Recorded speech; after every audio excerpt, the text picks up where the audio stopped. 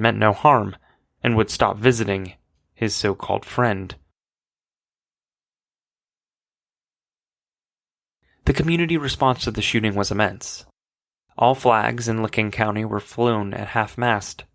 Blue ribbons were tied on poles and trees throughout the town, and someone spray-painted R.I.P. Chief on the pavement where the chief was murdered. The warning signs and red flags were there. Could this tragedy have been prevented? It's very difficult to say. But so many times with domestic violence, the situation escalates quicker than society or even first responders can react. We all have the unique ability to help prevent such a catastrophic event from happening. If we keep our eyes and ears open and never hesitate to report when something or someone just doesn't seem right. It is our sincerest wish that there will be no more active or mass shooting stories to tell. We pray that love will prevail over hate.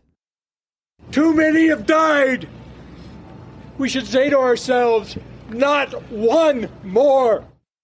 In the meantime, we urge our listeners to stay aware of your surroundings and keep in touch with your loved ones. If you see something, say something. You never know how many lives you'll be saving.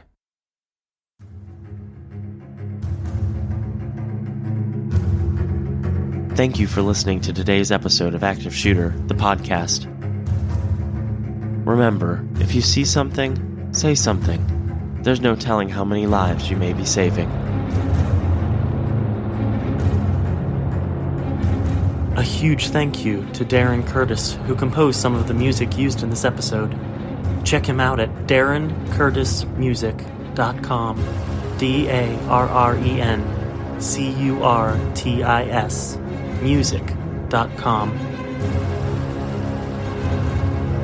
Active shooter. Reports of an active shooter. Active shooter. Active shooter. Mass casualty incidents.